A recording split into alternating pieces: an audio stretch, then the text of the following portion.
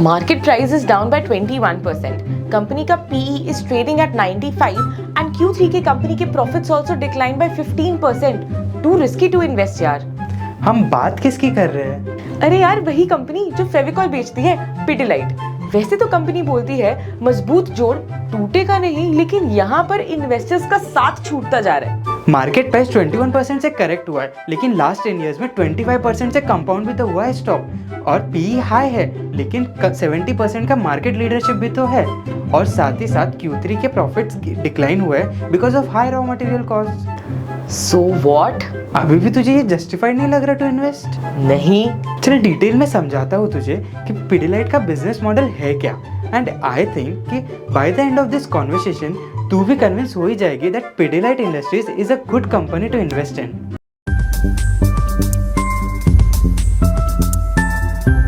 सिर्फ फेविकॉल ही तो बेचती है कंपनी. एक प्रोडक्ट के बेसिस पे करेक्शन के टाइम पे investment can not be a good idea. अरे सिर्फ फेविकॉल? कंपनी फेविकॉल के साथ साथ क्विक फिक्स के लिए फेविक्विक, वाटर सीपेजेस के लिए एमसील और आर्ट एंड क्राफ्ट के लिए फेविक्रिल जैसे कोर प्रोडक्ट्स भी बेचती है. Core products? ये बोलने की क्या जरूरत थी कि एक्स्ट्रा कोर का एडजेक्टिव क्यों लगाना था? नॉर्मली प्रोडक्ट्स भी तो बोल सकता था. अरे ये तो सिर्फ कंपनी की कोर प्रोडक्ट्स है, लेकिन इसके अलावा कंपनी की और भी प्रोडक्ट्स है जो ग्रोथ और पायोनियर कैटेगरीज में है. ये चार्ट देख. Good research. कभी कभी रिटेल इन्वेस्टर्स ऐसी छोटी छोटी चीज़ें मिस कर देते हैं.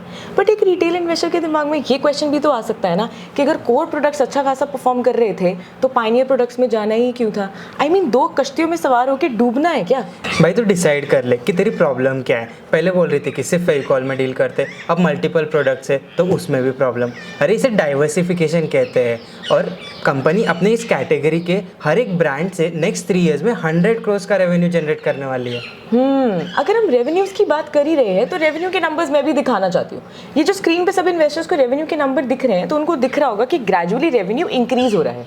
अच्छी बात है, लेकिन रेवेन्यू नहीं मार्जिन इंपॉर्टेंट होते हैं बिकॉज कंपनी की अर्निंग्स का पता मार्जिन से लगता है एंड वो तो इस ईयर में डिक्लाइन हुए हैं.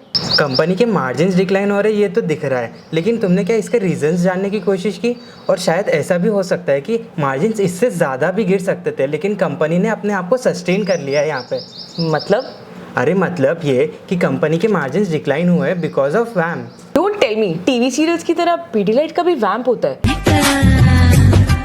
अरे वैम्प नहीं, वैम, विनाइल एसीटेट मोनोमर. ये कंपनी का एक इम्पॉर्टेंट रॉ मटेरियल है जो ओवरऑल रॉ मटेरियल का 25% फॉर्म करता है. और वैम के प्राइसेस देखे लास्ट 2 इयर्स में कितने ज़्यादा इंक्रीज हो चुके हैं, और इसी की वजह से कंपनी के मार्जिन्स टेम्पररीली डिक्लाइन हुए हैं. ओके, समझ गई. But how do you justify the valuations of the company? 95 का पीई है. I know, but there is a reason for such high valuation. एक तो इंडस्ट्री में कोई और मेजर प्लेयर है ही नहीं, और जब किसी कंपनी का 70% का मार्केट शेयर हो ना तो वो प्रीमियम वैल्यूएशन उसे मिल ही जाती है. और अगर हम मीडियन पी के हिसाब से देखें तो कंपनी की वैल्यूएशन स्टेबल ही है. बट यार आई डोंट एग्री कि इंडस्ट्री में और कोई प्लेयर नहीं है. मतलब हमारी जितनी भी पेंट कंपनीज हैं, एशियन पेंट है, कैंसा है, नैरोलैक है, उसके अलावा एस्ट्रल है, और भी कंपनीज हैं जो कि इन एडिसिव बिजनेस में एंट्री कर चुकी हैं. It is just a matter of time कि जो 70% का मार्केट शेयर पिडिलाइट एंजॉय कर रहा है ना, वो इन सब में डिवाइड हो जाएगा. देखो यहाँ पे अपने को 3 बातें समझनी. सबसे पहली बात ये है कि अगर न्यू एंट्रेंट्स इस इंडस्ट्री में आ रहे हैं तो अडेसिव्स की डिमांड बहुत अच्छी है, और ये पिडिलाइट की ग्रोथ के लिए एक अच्छी बात है. सेकेंड बात ये है कि अडेसिव्स का बिजनेस इन न्यू कंपनीज का मेन बिजनेस नहीं बल्कि एक एंसिलरी प्रोडक्ट है, और इसमें उनकी एक्सपर्टीज नहीं है. एंड रही बात मार्केट शेयर की, तो ये कंपनी पिडिलाइट से नहीं बल्कि अनऑर्गेनाइज सेक्टर से अपना मार्केट शेयर गेन कर रही है. ग्लोबल रिसेशनरी इन्वायरमेंट का क्या? उसका इम्पैक्ट तो इंडिया पे आए दिन पड़ता रहता है. अरे इंडियन डिमांड और इंडियन बिजनेस कंडीशंस तो वेल पोजिशनड है. और जियोपॉलिटिकल टेंशंस का क्या? Indian real estate early stage of revival पे, और even government is bullish on theme India.